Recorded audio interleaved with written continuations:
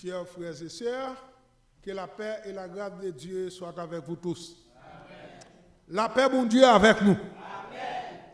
Nous disons merci à Dieu. Nous sommes déjà à la fin du deuxième semaine du mois de janvier de l'année 2024. Comme a dit les cantiques, un jour à la fois. Ainsi, nous verrons s'approcher au dernier dimanche du mois de décembre 2024. Un jour à la fois. Alors, nous vous invitons à ouvrir votre Bible pour la lecture de la parole de Dieu que nous trouvons dans 3e épître de Jean, verset 1er au verset 8. 3e épître de Jean, 3 Jean, verset 1 à 8. L'ancien Agaïs, le bien-aimé que j'aime dans la vérité. Bien-aimé, je souhaite que tu prospères à tous égards et sois en bonne santé, comme prospère l'état de ton âme. J'ai été fort réjoui lorsque des frères sont arrivés et ont rendu témoignage de la vérité qui est en toi, de la manière dont tu marches dans la vérité. Je n'ai pas de plus grande joie que d'apprendre que mes enfants marchent dans la vérité. Bien-aimé, tu agis fidèlement dans ce que tu fais pour les frères et même pour des frères étrangers, lesquels ont rendu témoignage de la charité en présence de l'Église. Tu feras bien de pouvoir à leur voyage d'une manière digne de Dieu, car c'est pour le nom de Jésus-Christ qu'ils sont partis sans rien recevoir des païens. Nous devons donc accueillir de tels hommes afin d'être ouvriers avec eux pour la vérité. Que Dieu, dans sa grâce, bénisse cette portion d'écriture pour notre édification commune. Chers frères et sœurs, comme vous le savez, donc notre thème pour cette année, c'est ensemble prospérons à tous égards. C'est le thème pour cette année. Et ce matin, c'est le même thème que nous considérons comme le sujet de notre message. Soyons prospères à tous égards. C'est le sujet que nous allons partager ensemble. Soyons prospères à tous égards. Certainement, au cours de cette année, vous aurez à entendre plusieurs messages parlant de la prospérité, parce qu'on parle de prospère, prospérer, prospérité, etc. Donc, si nous attendons à recevoir des messages sur la prospérité, la première chose que nous devrions faire, c'est de savoir, mais c'est quoi la prospérité? Parlant de la prospérité, on voit tout de suite le développement, la production. Et par définition, la prospérité a d'abord été un terme biblique, c'est-à-dire tiré de la Bible. La prospérité, c'est un terme biblique tiré de la Bible, et cela signifie avoir énorme quantité de biens. Quand on dit quelqu'un est un homme prospère, est une personne prospère, eh bien cela veut dire que cette personne-là possède beaucoup de richesses, soit des animaux, soit des grains, soit de l'argent en banque. Donc, une personne prospère, c'est un homme, c'est une personne riche, c'est une personne qui possède beaucoup de richesses, beaucoup de biens. Et nous disons que ce thème vient d'abord de la Bible. Parce que, à travers la Bible, nous trouvons beaucoup d'hommes que la Bible a qualifiés d'hommes prospères. Depuis à commencer par Abraham, par Isaac, par Jacob, par David, par Salomon et j'en passe. Donc, la Bible considère ces hommes comme des hommes prospères, comme des hommes riches. comme des hommes qui ont beaucoup de biens. Mais avec le temps, le terme prospère a changé de connotation. Quand j'ai dit changer de connotation, il y a une sorte d'évolution à partir de prospère. Donc, quand on parle de prospérité, dans le temps présent, on parle presque d'autre chose. La prospérité devient une théologie, au point où l'on parle de la doctrine de la prospérité. On parle de la théologie de la prospérité et finalement, on parle de l'évangile de la prospérité. Donc, c'est un thème très commun, c'est aussi dans diverses églises, on prêche l'évangile de la prospérité. C'est dans l'évangile de la prospérité. Seulement, je vais prendre une petite définition, bien ce qu'on dit, les hommes, les tenants de cet évangile. Donc, les hommes faisant partie, bien les tenants de cet évangile, l'évangile de la prospérité, donc on dit que la Bible veut faire croire, ou bien la Bible enseigne que la prospérité financière est un signe de la santé spirituelle. Ça me veut dire là. Je veux dire que Mounsa qui a parlé de l'évangile de la prospérité, il dit que il y a une possibilité dans la Bible pour joindre des possibilités pour enseigner que la Bible dit que moun qui gagne bien, moun ça, sont moun qui spirituellement en santé. L'Église, êtes-vous d'accord avec cette définition? Ou moun qui doit voler, il gagne pile bien, mais ça va dire que sont moun qui spirituellement en santé. Donc, à partir de là, cet évangile, c'est un évangile erré. Donc, la question de croire que avoir de la prospérité, avoir de la richesse, vous place directement dans une position de spiritualité, ça c'est faux. En plus, on dit que ceux-là qui sont pauvres, toujours cet évangile, c'est une malédiction de Dieu. Moun qui gagne bien, sont moun qui en santé spirituelle. Ça veut dire qu'ils marchent bien pour lui spirituellement.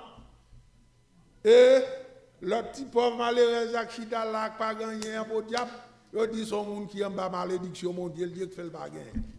Donc, cet évangile est erroné. Nous ne pouvons pas vraiment l'accepter. C'est ça qu'on nous enseigne, qu'on nous donne comme l'évangile de la prospérité. Partons, moi, je rejette cet évangile parce que la spiritualité n'est pas question de bien, n'est pas question de richesse, mais c'est une question de votre contact avec Dieu. C'est une question de votre proximité avec Dieu. Est-ce que vous c'est un monde qui a marché avec mon Dieu? Est-ce que vous sont un monde qui croit dans mon Dieu? C'est là ça me connaît qu'on sont un monde qui est spirituel. L'apôtre Jean écrivit à Gaïs. Gaïs, dans la lettre de 3 Jean, et lui parle de la prospérité. Ce matin, nous allons voir quel type, ou bien quand Jean demande, souhaite à Gaïs de prospérer, qu'est-ce qu'il veut dire à Gaïs? D'abord, dans le texte, nous voyons que Jean parle de prospérité spirituelle. Comme il a dit, je souhaite que tu prospères à tous égards et sois en bonne santé comme l'état de ton âme.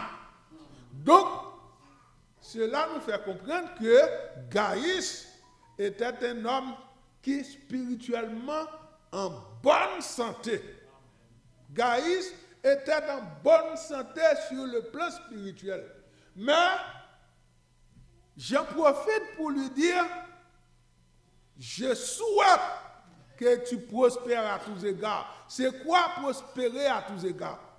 Nous ne savons pas exactement c'est quoi prospérer à tous égards, mais nous pensons que comme l'homme est tripartite, composé de corps, âme, esprit, donc la prospérité à tous égards peut être une prospérité tridimensionnelle, c'est-à-dire une prospérité spirituelle pour l'âme, une prospérité physique pour le corps, pour la santé, et une prospérité matérielle pour les biens matériels. Alors moi, c'est ce que je comprends, parce que on ne dit pas prospérer à tous égards. C'est quoi? Et il n'y a personne qui dit non plus. C'est quoi prospérer à tous égards? C'est peut-être une prospérité sociale. C'est peut-être une prospérité quelconque. Mais nous pensons que la prospérité à tous égards peut être spirituelle, peut être physique et peut être matérielle. Comment peut-on prospérer spirituellement? Chers frères et sœurs, il y a divers moyens pour prospérer spirituellement.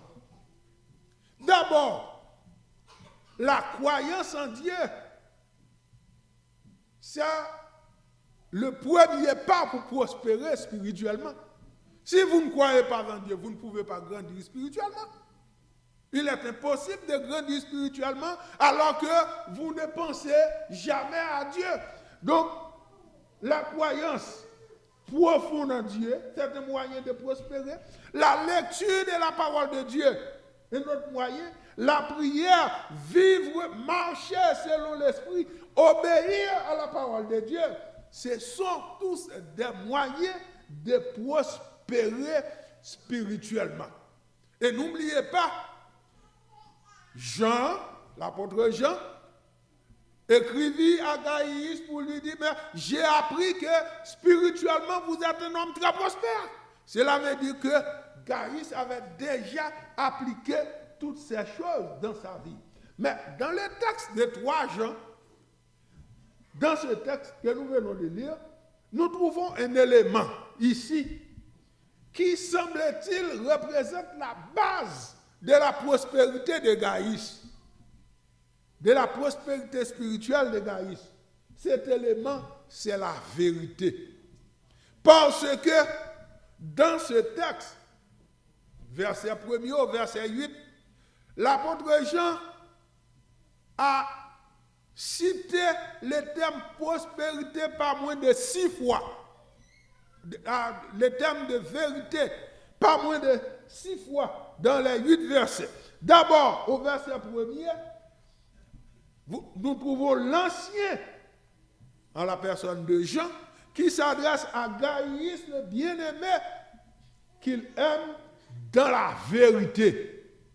Au verset 3, toujours l'ancien, il s'est réjoui d'entendre que des frères ont rendu témoignage de Gaïs qui réside, qui vit dans la prospérité.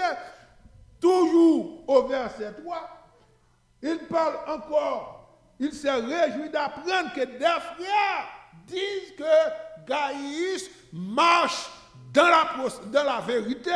Et finalement, au verset 4, Jean dit qu'il n'y a pas de plus grande joie que d'apprendre quand mes enfants marchent dans la vérité. C'est normal. J'ai été professeur en Haïti, pasteur Claire, je crois que maître pasteur Moïse, beaucoup d'entre nous ont été professeurs. Mais si étant ici au Canada, nous apprenons que ceux-là qui se tiennent devant nous et que nous transmettons des enseignements sont devenus des gangs. J'en suis sûr que vous n'allez pas être content. Parce que la première chose que vous dites, mais travail, c'est un mauvais travail. Parce que je ne tout le temps, ça m'a pensé, et puis, pour moun ça devenu, c'est gang devenu. Mais ça nous fait plaisir quand j'ai appris que un tel, maintenant, il est devenu médecin. Ah, je dis, ben, c'est moi qui l'ai appris, c'est moi qui l'ai envoyé au certificat d'études primaires. C'est moi qui... Donc, de même pour Jean, Jean est content. Jean est content parce que des frères sont venus et parlent de Gaïus qui marche selon la vérité. Donc, mes frères, mes sœurs, nous pouvons dire que la prospérité de Gaïus, d'après Jean, se repose sur la vérité. Gaïus se présente spirituellement comme un homme prospère, c'est parce qu'il réside dans la vérité, parce qu'il marche dans la vérité, parce qu'il parle selon la vérité. Et cela nous pousse à poser cette question, mais c'est quoi la vérité? S'il m'est arrivé de poser cette question ici, ce matin, certainement je vais entendre plusieurs réponses. Et la réponse la plus banale serait, mais la vérité, c'est le monde qui parle la vérité. C'est la première réponse que vous attendez. La deuxième réponse, peut-être, vous aurez pu entendre, la vérité, c'est le contraire de mensonge, c'est l'opposé au mensonge. Ou du moins, vous pouvez encore entendre que la vérité, mais c'est ce qui est conforme à la réalité. Oui, la vérité, c'est ce qui est conforme à la réalité. Mais ce n'est pas la réponse que nous cherchons ici. La réponse que nous cherchons, c'est une réponse spirituelle. Et c'est seulement le Seigneur Jésus qui donne cette réponse spirituelle à la vérité. Dans l'évangile de Jean, au chapitre 14, à partir du verset 5, lorsque Jésus-Christ parle qu'il va monter, etc., qu'il va retrouver son Père, et Thomas lui pose cette question, mais nous savons où tu vas, mais comment pouvons-nous en savoir le chemin? Jésus-Christ a répondu au verset 6, je suis le chemin, je suis la vérité, je suis la vie. Maintenant, s'il m'est arrivé de poser cette question à vous, spirituellement, qu'est-ce que la vérité? Quelle réponse vous me donnez? La vérité, c'est Jésus. La vérité, c'est Jésus. Mais ce n'est pas tout. Jésus-Christ a continué. Dans l'évangile de Jean, au chapitre 30, au chapitre 8, le verset 32, Jésus-Christ a déclaré, vous connaîtrez la vérité, et la vérité vous affranchira. Chers frères et sœurs, qui nous affranchit de nos péchés? Jésus-Christ. Jésus-Christ a continué toujours. Disons, dans Jean chapitre 1er, verset 14. Au verset 1er d'abord, au commencement était la parole était avec Dieu, la parole était Dieu. Verset 14, Jean chapitre 1er, verset 14. La parole a été faite chair, elle a habité parmi nous, pleine de grâce et de vérité. Maintenant, ici, de ce verset, la parole a été faite chair, elle a habité parmi nous, pleine de grâce et de vérité. Qui est la vérité ici? La parole qui représente Jésus. Et Jésus-Christ continue dans Jean chapitre 17, le verset, Jean chapitre 1er, verset 17, la loi a été donnée par Moïse, mais la grâce et la vérité sont venues par Jésus-Christ. Et finalement, l'autre verset que nous pouvons citer, Jean chapitre 17, le verset 17, sanctifie-les par ta vérité, ta parole est la vérité. Qui est la parole? Jésus-Christ Au commencement était le Logos. Donc, spirituellement, quand Jean, l'apôtre Jean, dit que Gaïs se repose, réside, marche dans la vérité, cela veut dire que Gaïs, c'est un homme qui marche avec Dieu. Gaïs, c'est un homme qui réside en Dieu. Parce que Jésus-Christ, c'est le Dieu incarné. Le Dieu qui s'est fait chair. Le Dieu qui est venu parmi nous, qui a pris une forme humaine. C'est tout simplement ça. Donc, quand Jean parle de Gaïs en tant qu'homme qui marche, de qui on rend un beau témoignage de la vérité, qui réside dans la vérité, qui marche dans la vérité, on voit Gaïs comme un homme qui marche avec Dieu, qui réside en Dieu. La parole de Dieu est son chevet, qui se sert uniquement de Dieu.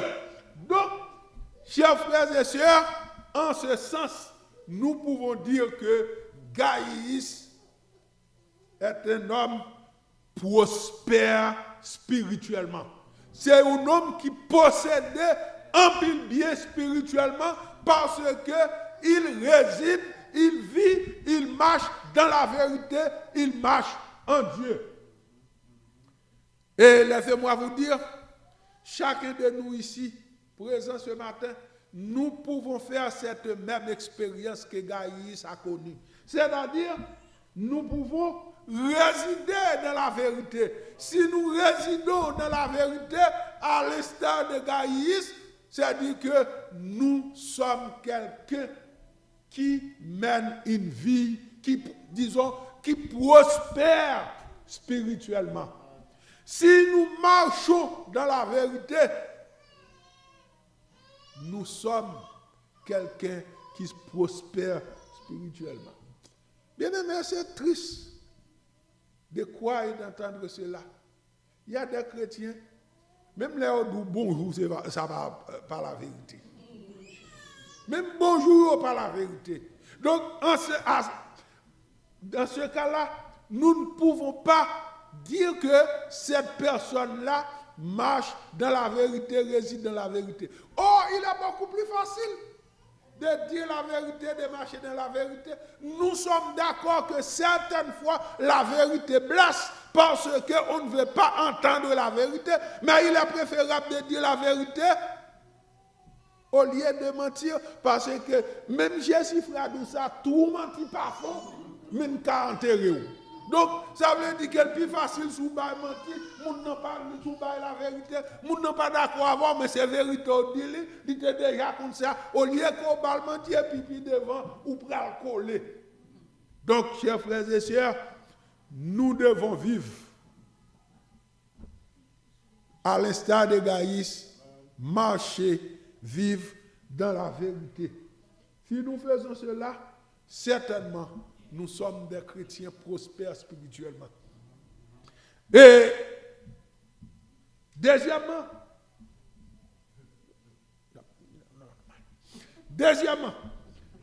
la prospérité physique que l'on peut voir chez Gaïs. Comme nous venons de voir, spirituellement, il n'y a pas de discussion. Jean l'a confirmé et nous le voyons.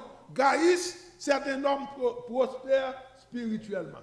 Mais qu'en est-il de la question de physique? Est-ce que physiquement, Gaïs était un homme prospère? Disons, est-ce que la santé de Gaïs était au beau fixe? Là, il y a un point d'interrogation. Probablement oui, à un certain moment donné, Gaïs était physiquement prospère. Mais j'en doute fort, au moment où Jean écrivit cette lettre, je ne crois pas que Gaïs était vraiment prospère. Pourquoi?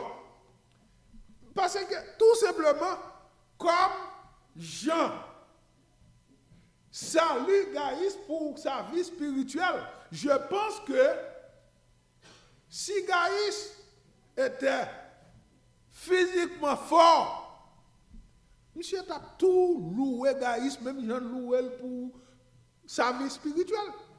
Donc, j'en doute fort, comme nous le disons, probablement, Gaïs était commencé à avancer en âge. Alors, ça, c'est une interrogation, nous ne savons pas exactement, mais probablement, Gaïs était commencé à avancer en âge. Et en plus de ça, semble-t-il que sa santé commence à se détériorer. Et puisque probablement avancé en âge, santé détériorée, Jean a fait bien de lui écrire cette lettre pour l'encourager. Gaïs a besoin de l'encouragement. S'il était vraiment dans cette situation-là, donc Jean a fait bien de l'écrire pour l'encourager. Chers frères et sœurs, chers bien-aimés, c'est très important. C'est que quand nous avons des vieillards parmi nous, nous devons considérer ça et nous devons prendre ça très au sérieux. Parce que ces vieillards-là, à un certain moment donné, c'était des personnes très actives, pouvaient faire tout. Mais à partir que la vieillesse commence, mais c'est autre chose. Ne pouvons plus travailler, ne pouvons avoir une santé tout à fait chancelante, n'est pas en mesure de faire tout ce qu'il veut. Eh bien, dans cette situation-là, l'encouragement est nécessaire et même important pour ces vieillards-là. Cela veut dire que dans l'assemblée, vous savez qu'il y a des vieillards parmi nous qui ont une vie spirituelle vraiment au top niveau, mais qui, à cause de sa santé physique, ne sont pas en mesure soit de venir dans les réunions, dans les prières, dans d'autres choses. C'est notre responsabilité. D'ailleurs, c'est beaucoup plus facile pour nous. Il y a le téléphone, nous pouvons appeler pour parler à la personne, nous pouvons appeler, etc., pour prendre des nouvelles. À l'époque de Jean, il n'y avait pas de téléphone, donc je ne peux pas appeler Gaïs. Il était obligé d'écrire une lettre à Gaïs pour l'encourager. Donc, nous avons cette responsabilité. Parce que j'en suis sûr que une fois que les gens commencent à vieillir, leur situation physique commence à augmenter. Et à ce moment-là, ils avaient besoin beaucoup plus d'attention de la part de ses frères, de la part de ses sœurs. Donc c'est ce que Jean faisait pour Gaïs. Certainement, il avait appris comment avait agi Gaïs, mais cependant, semble-t-il, il y avait une certaine doute en ce qui a trait à la santé de Gaïs. Il était obligé de l'écrire, et c'est en l'écrivant qu'il disait, je souhaite que tu prospères à tous égards, c'est-à-dire que ta santé physique est comme ta santé spirituelle. Finalement, nous pouvons penser à la prospérité matérielle, c'est-à-dire avoir des biens. Gaïs avait-il des biens? Est-ce que Gaïs était un homme riche? Le texte ne dit pas que Gaïs était riche, mais le texte ne dit pas non plus que Gaïs était pauvre. D'abord, il y a plusieurs indices dans le texte qui nous montrent que Gaïs n'était pas un homme pauvre. parce qu'il y a certaines choses, un pauvre ne peut pas le faire.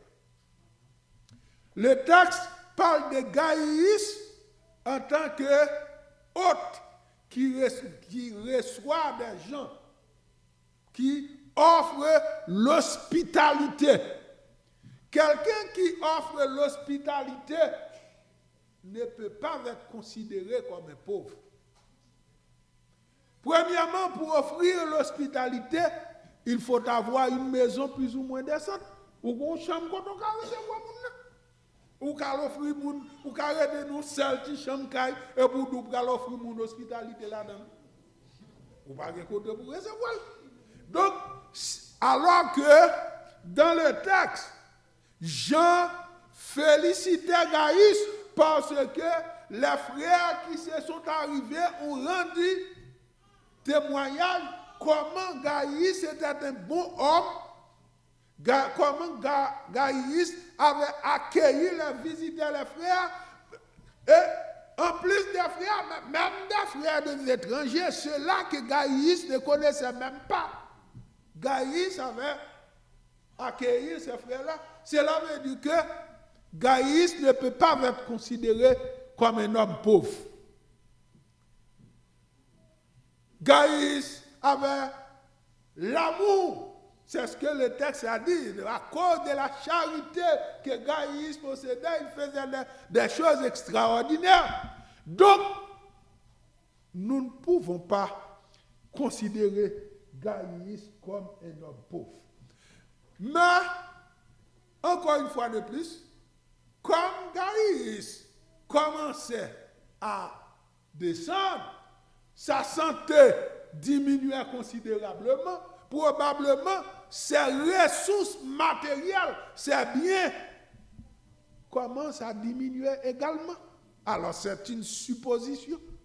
Donc, Jean écrivit cette lettre pour lui dire, pour lui faire comprendre, je souhaite que tu prospères à tous égards.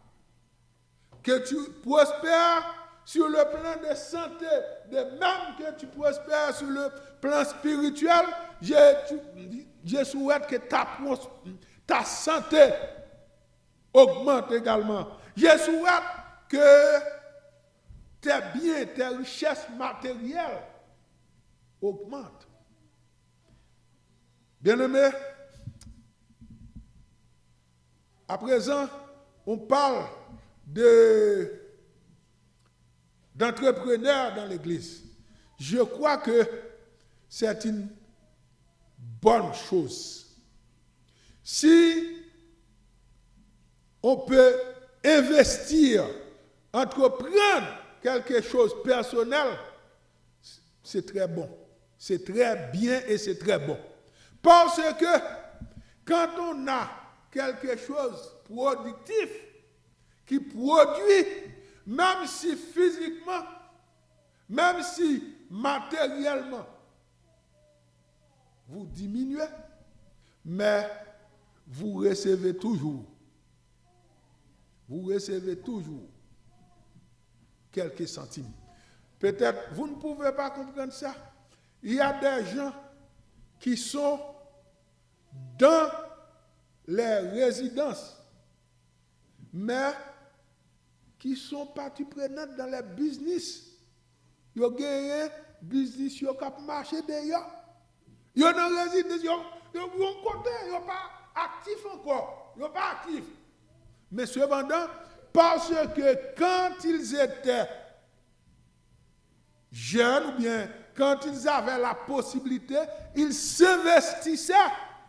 Eh bien, cet investissement devient un retour, même dans les situations difficiles, même quand on ne peut rien faire, eh bien cet investissement reste comme un retour.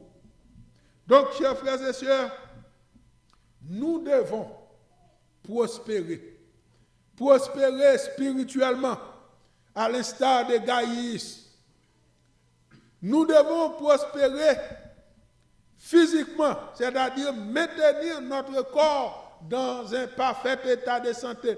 Nous savons que quand le moment arrive, certainement vous allez le corps diminuer, vous allez être rétréci physiquement. Mais nous devons faire un effort pour tenir le corps. Nous devons également nous efforcer pour tenir notre prospérité matérielle.